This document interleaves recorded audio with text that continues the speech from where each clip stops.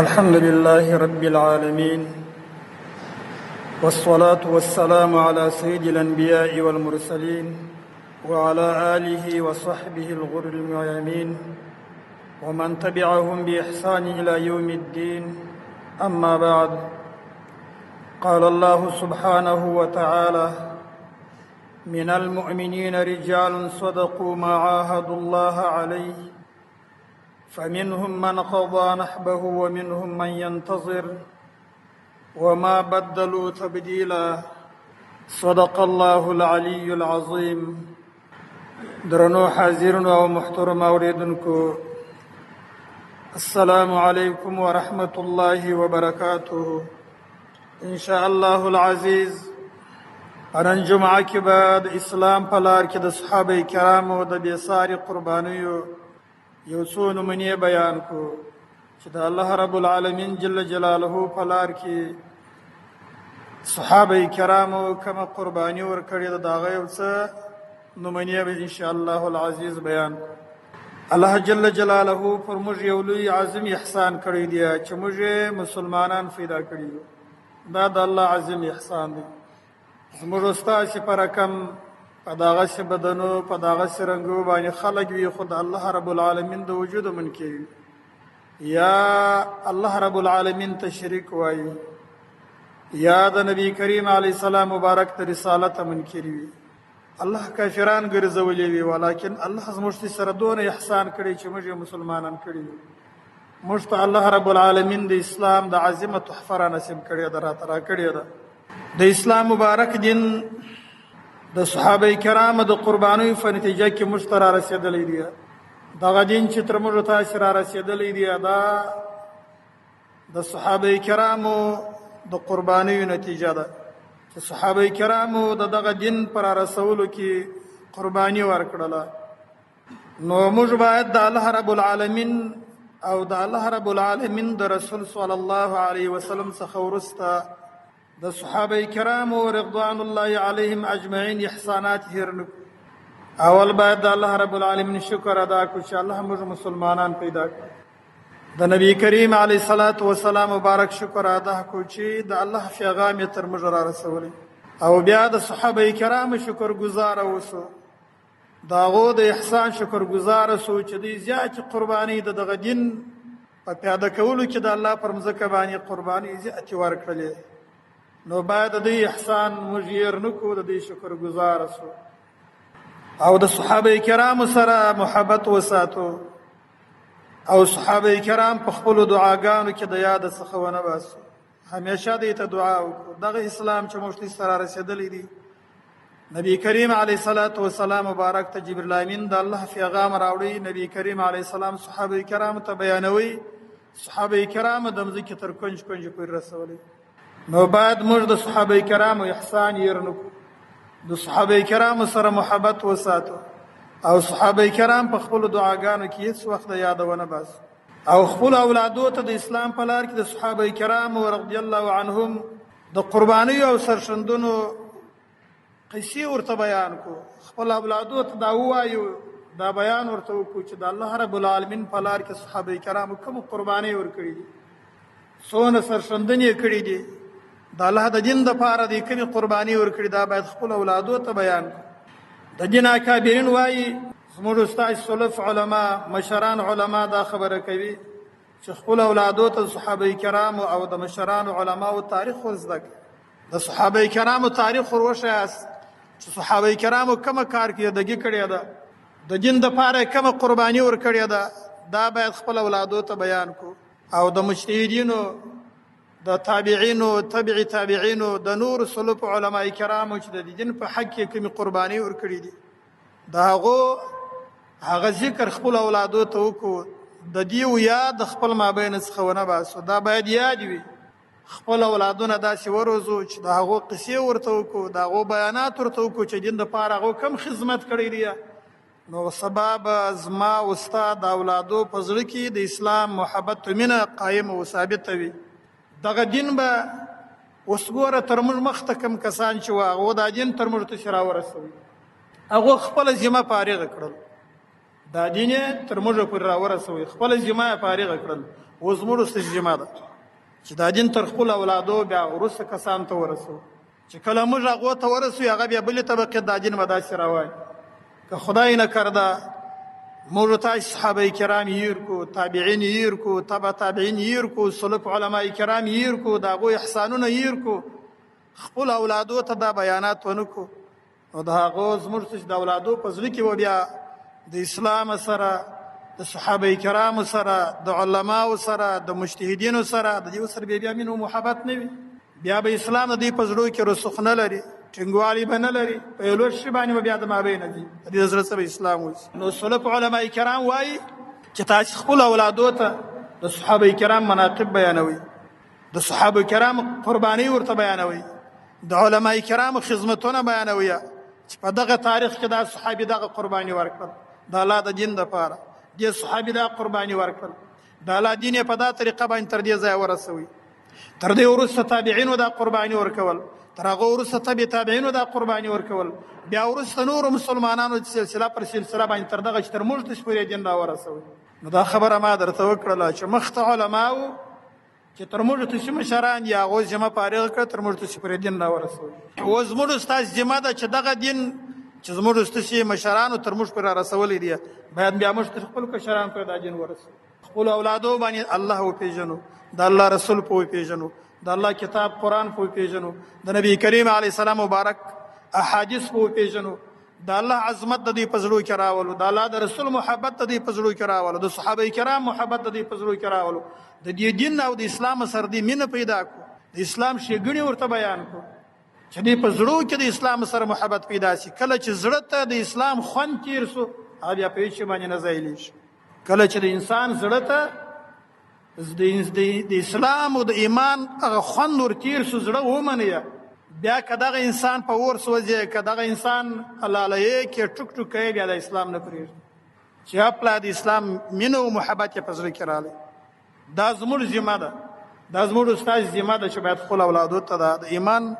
او د اسلام خبرې ورته وکړو د صحابه کرامو تاریخ ورته بیان کړو زموږ ستاسو د اتلانو تاریخ ورته بیان کړو چې پر د اسلام او پر د دین باندې کومې قرباني ورکړي دي د هغو تاریخ د خپل اولادو ته بیان کړو چې هغو دغه قرباني ورکړل دا قرباني یې ورکړه دا دین یې په دغه رقم تر موږ راورسوي د اسلام په لار کې صحابه کرام دونه بېساري قرباني ورکړې ده که چیرې موږ د هغو د قربانیو پیروي وکړو د دنیا او د آخرت کامیابي خو به هم په برخه وي او اسلام یو ځل بیا په نړۍ کې حاکم شي دا ټول د دنیا مسلمانان چې دي دا به د کفارو د ظلمو د غلامۍ څخه بیا خلاصېږي ګوره صحابه کرام قرباني ورکړه پر د اسلام باندې صحابه کرامو تر ځان تر مال تر اولاد تر کور تر هر څه تېر سوله پر د اسلام او پر د دین باندې قرباني ورکړل نو په دنیا کې اسلام وځلېدی په دنیا کې اسلام روښانه سو اسلام مستقل سو اسلام غالب سو کفار مغلوبه وه هغو به جزیه و مسلمانان ته ورکول مسلمانان ته به جزیه ورکول که موږ تاسې اوس بیا ادا شو هغه د صحابه کرام قربانۍ ته نظر وکړو هغه رقم قرباني ورته ورکړو د اسلام هغسې خدمت شروع کړو لکه څنګه چې صحابه کرام او تابعینو کړی و یو خدا دی چې موږ ته به د دنیا او د آخرت کامیابي په نصیب سوي وي په دنیا کې به هم سرشاد وي په ورځ د آخرت به هم داسې شاد و آباد او دوم دا دی چې ټول مسلمانان به د کفارو د ظلم څخه د کفارو د غلامۍ څخه خلاصېږي د دنیا کفار دي چې هر اسلامي ملت ته هر څه وایي هغه ورسره مني نو د غلام بله څه معنا وي په دنیا کې ته بیله د افغانستان اسلامي امارت څخه ماسیا وه په دنیا کې ته یو دولت داسې راوشه چې هغه د دنیا کفار ورته وایي چې دا وکړه او دوی دې نه کوي حتمي به ورسره مني نو غلامي هېڅ شي د دغه غلامۍ څخه چې مسلمانان خلاصېږي د دغه غلامۍ څخه د ظلمو څخه چې مسلمان خلاصېږي بله لار نشته بې له دا چې موږ د صحابه کرام پر قدم باندې قدم کښېږدو د صحابه کرامو طریقه خوښه کړو د هغو پر لار باندې روان سو نو بیا به مسلمانان د کفار د ظلمو څخه خلاصېږي صحابه کرامو د اسلام په لار کې خپل مالونه قرباني کړله هغه هم خپل وینې د اسلام د دین د اسلام دپاره یې نذرانه کړلې صحابه کرام د دین او اسلام دپاره شپې شپې په ویښه تېرې کړي دي خپل وطنونه کورونه یې پرېښي وه او د نړۍ کونج کونج ته پیاده او په اسانو اوښانو باندې تللي دي سفرونه یې کړي دي داسې سفرونه چې ډېر لږ کسانو بیا کور ته راستانه سول اکثر به شهیدان سول لږ کسان به داسې و چې بیا به تر کورو راغله، هلته به د شهادت جام نوش کړي. د اسلام پر دین باندې دا کار کوي. دنیایي اغراض یې نه وه، دنیا یې مطلوب نه وه، غنیمت یې مطلوب نه و، یوازې د الله رضا مطلوب. نن سبا چې په نړۍ کې د اسلام مبارک دین موجود دی، دا د صحابه کرامو رضوان الله علیهم اجمعین د قربانیو نتیجه ده. دا چې ما او تا اوس مسلمانان یو، په دنیا کې یو څوک ځان ته مسلمان وایي، دغه اسلام دا د صحابه کرام د قربانیو نتیجه ده. صحابه کرام خپل اهل، خپل عیال، خپل مال، خپل دولت، خپل ثروت، تجارت، جیدادونه، باغونه د اسلام څخه قربان کړل او د جهاد او اسلامي دعوت لپاره د خپل د کورو څخه ووتل او په نړۍ کې نشر سول، ولاړ په نړۍ کې او خپل عمرونه د الله په لار کې وقف کړي وو. د الله د دین د خدمت لپاره هر څه دې تیر سي وو. کني صحابه کرامو دغه تجارتونه درلودل، دغه شی اهل او عیال درلودي، دغه شی مال او دولت او ثروت او تجارت درلودي، دغه شی جیدادونه درلودل، دغه شی باغونه درلودل، دغه هر څه دې سره و. ولیکن تر دې ګرد د الله د دین لپاره تیر سول. دغه قرباني نتیجه ده چې اوس د په دنیا کې اسلام سته. موږ او تاسو وینو چې ځینې صحابه کرام په کابل کې د شهدای صالحینو په اجره کې هلته دفن دي. ته وګوره د مدینې منورې څخه، د مکې مکرمې څخه هغه وخت کې طیاره هم نه وه، موټر هم نه وه، پر پښو پر اسانو اوښانو باندې د الله د دین د خدمت لپاره تر دغه ځایه پورې چې دلته شهیدان سول، هلته یې قبر دی. چې دنیا هر ځای ته ورسي هلته به د صحابه کرام قبرونه وي. دوی څه کول چې هلته تلل؟ مطلب یې دا و چې د الله پر مځکه باندې د الله دین نافظ سي. د الله مځکه ده، د الله بندګان دي چې د الله عبادت وکړي، د بل چا عبادت ونه کړي. مثال یې زموږ ته چې کابل دی، شهیدان دلته پراته دي، شهدای صالحین ورته وایي صحابه کرام، قبرونه یې دلته دي په دغه قبرستان کې سته. دا تر دغه ځایه راغله د چا دپاره؟ د الله د دین دپاره راغله. په صحابه کرامو کې تر عراقه پورې، تر شام، عراق، مصر پورې چې هر ځای ورسي هلته د صحابه کرامو قبرونه دي. تر ایرانه پورې په ایران کې د صحابه کرامو قبرونه دي. حضرت ابو ایوب انصاری رضی الله تعالی عنه مبارک د صحابه کرامو سره په جهاد کې ولاړ. صحابي د الله د رسول دی. کله چې دی مریض سو، هلته د وفات وخت یې نږدې سو، ملګرو ته یې څه ویل؟ د رومیانو سره، د نصاراو سره جنګ، انګریزانو نصاراو سره جنګ. خپلو ملګرو ته یې وصیت وکړي چې ما د ځانه سره ویسئ، در سره بومیځئ، چې زه مړ سولم ما د زما جثه او بدن در سره ویسئ. په کم ځای کې چې د رومیانو په مقابل کې صف جوړ کړي، د خپل د پښو سره دلته ما ښخ کړي، تر مرګ وروسته د زما بدن هم چې د جنګ په صف کې هلته پټ سي. حضرت ابو ایوب انصاري مبارک چې کله وفات کېدی، د خپل ملګرو ته یې وصیت وکړي، ول تاسې چې کله زه مړ سم د زما بدن در سره واخلئ، د زما جنازه، چې کله تاسې د رومیانو په مقابل کې صف جوړ کړي د جنګ دپاره، هغه ستاسې د قدمو په ځای کې دلته ما چې تاسې درېږئ په دغه ځای کې ما ښخ کړي. داسې زیاته قرباني صحابه کرام ورکول، تر دې چې تر حد تېر، تر تصور اخواته قرباني صحابه کرام ورکول. دا چې صحابه کرام د دین او اسلام په لار کې بېساره قرباني ورکړې ده. الله رب العالمین قرآن کریم کې او رسول الله صلی الله علیه وسلم په حدیث صحابه کرام بې شمېره په ظالم بیان کړي دي. د هغو په سپېڅلتیا دلالت کوي د آیتونه. د ځمکې پر مخ باندې پیغمبران رسولان څخه وروسته غوره او بهتره خلک او د الله رب العالمین جل جلاله په ټوله بندګانو کې د خپل پیغمبر د ملګرتیا دپاره داسې کسان خوښ کړي وو لکه صحابه کرام. مولانا عبدالحلیم رحمه الله وایي الله رب العالمین په قلوب العباد کې وکتل، د الله د رسول د صحابیت لپاره بل څوک لایق نه و بیا هغه کسان، هغه یې ورته مختاره کړه. هغه کسان یې د رسول الله صلی الله علیه وسلم د صحابیت لپاره مختاره کړل چې هغه داسې قرباني والا خلک وه چې د الله دین دپاره تر هر څه تېرېدل، هېڅ به کیسه کې نه وه، که ځان و که مال و که اولاد و که هر څه وه، د الله دین دی غوښتی، تر دې هر څه دی تېر و. حضرت عبدالله ابن جحش رضی الله عنه د هغه د قرباني او د شهادت یو نمونه او قصه د احد په غزوه کې حضرت سعد بن ابي وقاص مبارک بیان کوي. وایي کله چې سبا د احد غزوه کېږي، حضرت عبدالله ابن جحش مبارک ما ته وایي زه یو دعا کوم، ته به امین امین پر وایه. کفار راغلي دي د مکې مکرمې څخه، مشرکین راغلي دي مدینې منورې ته، د احد غره جان و معتمرینو صاحبان لیدلی دي، د احد شهیدان چې پراته دي. پر دغه ځای باندې جنگ کې سبا سار دلته مقابله شروع کېږي د مسلمانانو د کفارو. حضرت عبدالله ابن جحش حضرت سعد ابن ابي وقاص وایي ګوره زه دعا کوم ته به امین وایه. بیا ولی الله په دغه غزوه کې زما سره د مشرکینو څخه یو داسې څوک مخامخ کړه چې هغه ډېر قوي سړی وي، ډېر غښتلی وي، الله داسې څوک زما سره مخامخ کړه چې زه دی وهم دی ما وي او بالاخره زه شهید سم او بیا زما څخه زما د بدن د اندامونه چې پازو غوژون دا راسه پرېږي چې په ورځ د آخرت الله زه ستا حضور ته درسمه او ته راته وایه چې دا پازو غوژون دې څه په کړي زه هم یا الله دا مې ستا د دین دپاره قرباني کړي وایي دا دعا یې کول ما ته ورته امین پر وایي داسې قربانۍ والا خلک وه دا دین یې په داسې قربانۍ راوستلی دي حضرت سعد بن ابي وقاص مبارک وایي وایي د احد جنګ خلاص سو مازدیګر طرف ته چې زه رالم دی مې ولید یو ځای پروت دی شهید دی پروت دی حضرت عبدالله بن جحش مبارک او پزو غوږونه یې قطع سوي دي هغه کفارو پرې کړې وه ما هغه رقم لکه ده چې څنګه خواست کړي هغسې مې ولیدې د شهادت دپاره دا چې تږي وه د الله د دین دپاره د الله دین د خدمت دپاره دا چې تږي وه حضرت انس بن نضر رضی الله عنه مبارک د حضرت انس بن مالک مبارک د هغه اکا دی اکا حضرت انس بن نضر د بدر په غزوه کې چې دا اول مقابله د مجاهدینو و د چا سره د کفارو سره دی نه حاضر سوی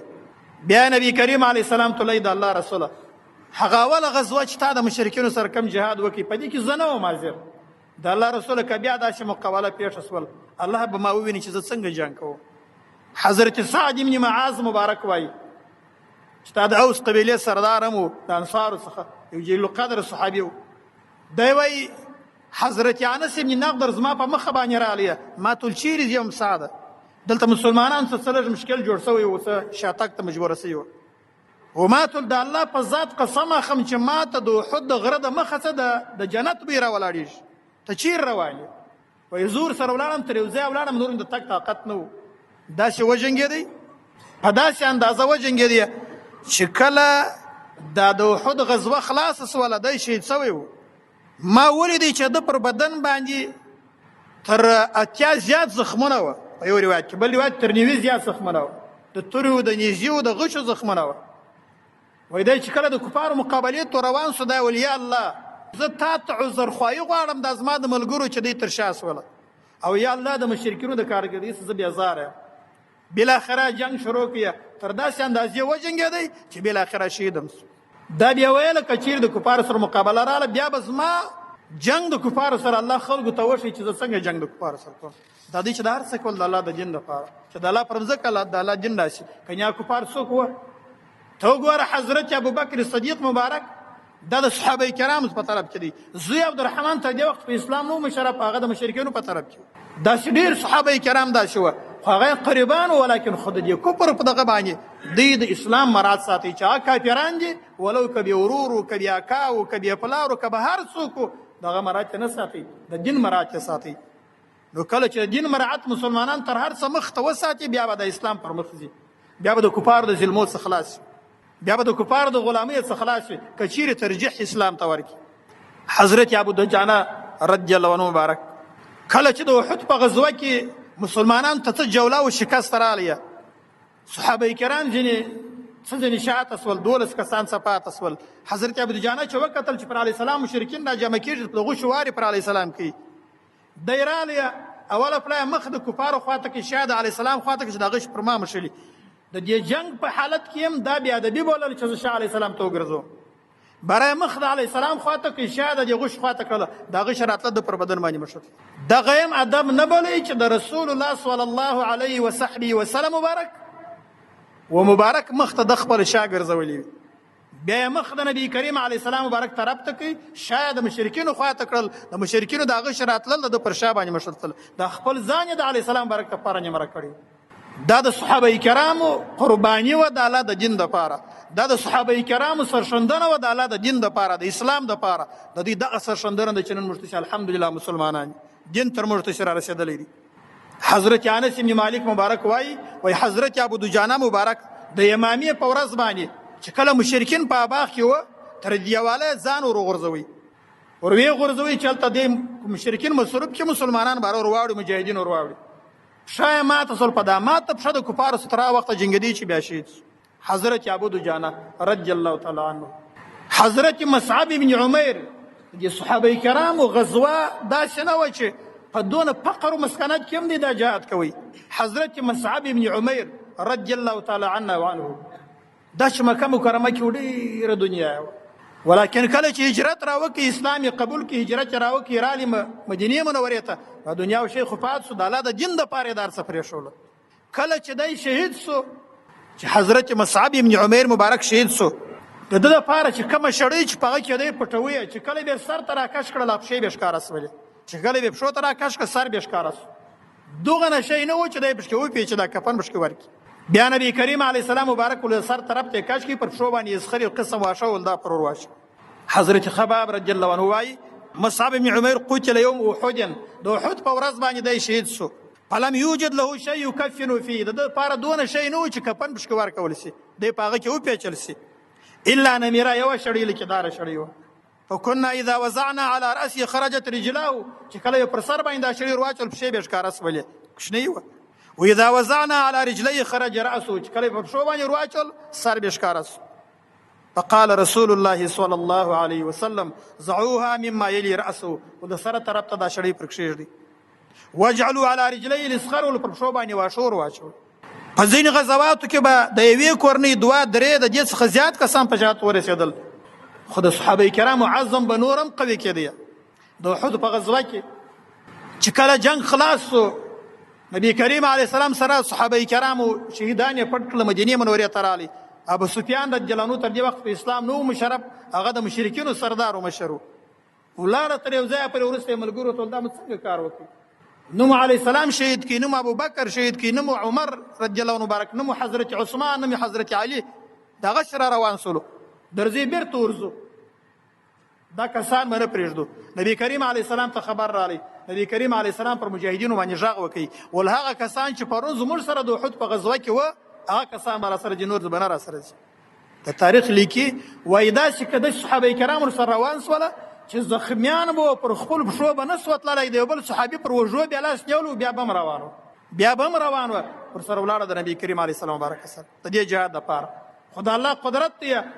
الله رب العالمین د ابو سفیان او د ملګرو په زړه کې رعب ور واچو یو پلای بیره په زړه کې راغله خبر ورغلی چې مسلمانان دا وتلي دي او په ډېر جمع جوش راوتلي الله یې په زړه کې رعب ور واچوي. نو بیا د عبدالقیس قبیلې او څه تجاران را روانو مدینې منورې ته هغو ته څه شی ورکړي ول چې کله ولاړه مدینې منورې ته هلته ورسي و هغو صحابه کرام یې ورېدل هغو ته دا ورته وایي چې کفار بیخي په زیات تعداد راوتلي سي مقابلې ته نو کدی سي چې ځان نه خوښوي ځان مور ځي مخته هغه راله و دې ته دا خبره وم کړله ولکن دې څه ویل حسبنا الله ونعم الوکیل نور یم ایمان قوي سو نور یم عزم قوي سو چې څونه به شهیدانېدله دا باقي کسان چې څونه به خوږېدله دا باقي کسان به نور هم تر دې به ایمان قوي کړي نور به هم تر دې باندې د ایمان قوت زیاتېدي نورانیت به زیاتېدي بصیرت به زیاتېدي بیا به هم د اسلام د مقابلې لپاره مقابله نه پرېښوله. والحسبنا الله ونعم الوکیل بس الله زموږ دپاره بس دی الله زموږ وکیل دی. نو دا د صحابه کرامو قرباني ده دا د صحابه کرامو سرښندنه ده چې الحمدلله تر ننه پورې دا دین دا د موږ ته رارسېدلي موږ مسلمانان یو دا دوی برکت نو دوی احسان موږ باید یوازې هېر د صحابه کرامو بیبیانې ښځو به هم دغسې جهاد کوي داسې خدمت د دین به کوي. حضرت نصیبه چې ام عماره باندې مشهوره وه دا مبارکه وایي د احد په غزوه کې مې اوله پلا چې زور تلم یو ژی را سره و د دې لپاره مې دا ژۍ کې اوبه اخیستلې وې که چیرې مجاهدین زخمیان سي تږي چې زه به دا اوبه د دوی په خولو کې ورکوم. کله چې مې د مسلمانانو شکست ولیدی چې ومې او پر علیه السلام مې ولیدله چې کفار راجمع کېږي نور مې پرېښوله توره و لندي و غشې مې راواخیستل جنګ مې شروع کړي ورسره کفار په تورو باندې هم وله په غشو مې هم ویشتله بالاخره 12 ځایه زخمي سوله 12 ځایه یو زخم یې پر دا ولي باندې رالیه دا وایي دا ډېر عمیق زخم و د دې زوی وایي نبي کریم علیه السلام مبارک ما ته راته وویل د مور چاره دې وکړه دا زخم یې ور وتړه دې په دغه حال کې ورته د الله رسوله ته الله ته خواست وکړه چې په ورځ د آخرت موږ ستا سره یو ځای کې دا و خاوند یې و زوی و دا د علیه السلام مبارک سره پاته و چې په ورځ د آخرت په جنت کې موږ ستا سره یو ځای کې د الله رسول الله سپورت کړي یا الله دا کورنۍ زما سره په جنت کې یو ځای کله چې مدینې منورې ته راغله بیا نبي کریم علیه السلام حضرت عبدالله ابن کعب مازني رضی الله عنه ورواستوي پوښتنې ته چې ورسه څنګه سوې ده جوړه ده که نه ده بیا هغه راغلی علیه السلام ته ورته ویل چې وښه وه علیه السلام ډېر خوشحاله سو دا ښځه وه ښځه د الله دین دپاره یې دا خدمت د الله دین دپاره به دا قرباني ورکول نو دا خبره سول وړلو چې دا مخته صحابه کرامو دا قرباني ورکړل دین یې تر تابعینو پورې راورسوي تابعینو قرباني ورکړل دین یې تر تبع تابعینو پورې راورسوي تبع تابعینو قرباني ورکړل دین یې دغسې دا سلسله پر سلسله زموږ ته چې مشرانو قرباني ورکړل دین یې تر موږ ته راورسوي موږ چې باندې دا اوس موږ ته ذمه ده د دین دپاره به خدمت کوو. یوازې دنیا نه، دنیا پاتېدونکې ده. زه یقین درته وایم قسم په الله داسې ورځ به راځي په د خپل تعمیر، په د خپل مارکیټ، په د خپل دکان، په د خپل سرای کې به، په د خپل موټر کې به یې حضرت علیه السلام درته راځي سرای ته به داسې ورته ګورې چې څنګه راسه پاتې شوې. نه قسم په الله که سړی د سړي سره قبر ته ولاړ شي، نه والله که موټر ورسره ځي، نه اولاد ورسره ځي، نه مال ورسره ځي، نه دکان ورسره ځي، هېڅ شی نه ځي. دا د دنیا متاع غرور الله بلې دا خطا ایستونکی شی دی چې زما او ستا سره ځي هغه د الله د دین خدمت دی چې زما او ستا اعمال صالحه دي. چې کله وسرای تورنوځي سرای خوند درکړي دغه هم در یاد که چې پر دغه لار به زما جنازه وځي دې سرای څخه، پر دغه لار به زما جنازه وځي دا سرای وپاتېږي. چې کله خپل مارکیټ ته ورغلې چې کله ورځې دا به وایه چې داسې ورځ به راځي دا مارکیټ ته د بل پر نامه باندې دا چې موږ داسې اوس ناست دا کسانو کې به ډېر داسې کسان چې خپل د نیکه نوم بیا لا نه زده، د ور نیکه نوم یې نه زده، د هغه په حالات باندې خچته به یې کول. داسې ما ورته هم داسې نسیان منسیان ګرځو چې بیا به زما او ستا لمسیان زما څوک تېر سوی یو کیسه ده خلاص. نو په هر څه کې باید الله یېرنو کړو، د الله عظمت په زړه کې راولو، د الله خشیت و خوف د الله څخه په زړه کې راولو، د الله د رسول محبت په زړه کې راولو، د صحابه کرامو مینه او محبت په زړه کې راولو، خپل اولادو ته د الله د رسول الله صلی الله علیه وسلم د صحابه کرامو قصې او غزوات او سیرتونه مناقب ورته بیان کو، د اسلام سره مینه او محبت پیدا کو، د اسلام قرباني غواړي. دا زموږ ته ذمه ده چې موږ ته خپل اولادو ته دا سلسله پر سلسله د دین چې دا غوړه رسول زموږ ته ذمه ده، د دین باید داسې ورسو. باید خپل اولادونه الله په وپېژنو، د الله رسول په وپېژنو، د الله دین په وپېژنو، د الله کلام په وپېژنو، د الله د رسول حدیثونو په وپېژنو،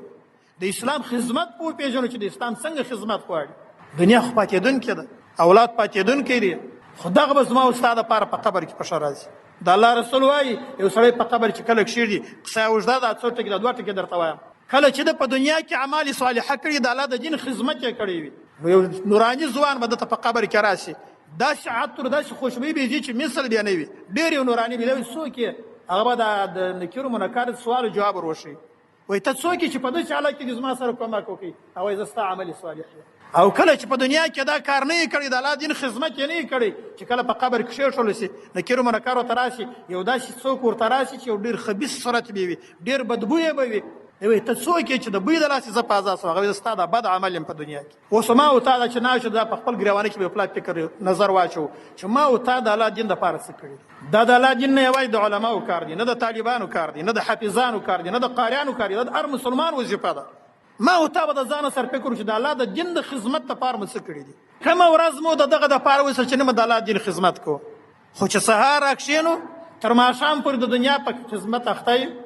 ماښام چې راوسو بیده سو تر سهاره بیده یو، یا لمونځ کړي یا نه کړي، یا په جومات کړي یا بې جوماته.